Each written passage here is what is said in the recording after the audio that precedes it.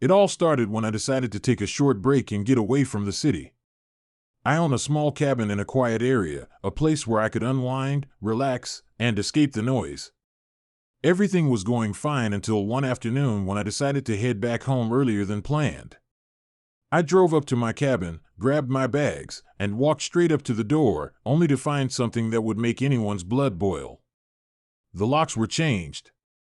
At first, I thought I was just having a bad day, so I tried to open the door again. Nope. Nothing. The key wouldn't even turn. I stood there, staring at the door, trying to make sense of what was happening. That's when it hit me: someone had intentionally changed the locks. And the more I thought about it, the more I started to piece things together. I've had some run-ins with my HOA before, but this was next level. I immediately rang up the property management to see what was going on. To my shock, they told me that my cabin had been rented out to a family for the week. I almost dropped the phone.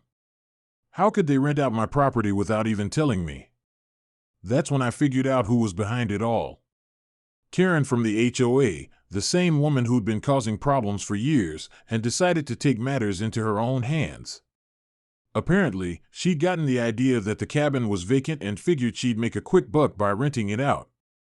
She had the locks changed, and without a second thought, she handed the keys to someone else. I couldn't believe it. My own property, rented out without my permission. Furious, I stormed up to the front door, banged on it, and waited for someone to answer. When the door finally creaked open, there she was, Karen, standing there like a deer caught in the headlights. She tried to act all innocent, but I could tell she was panicking. "What are you doing here?" she stammered. "I live here, Karen.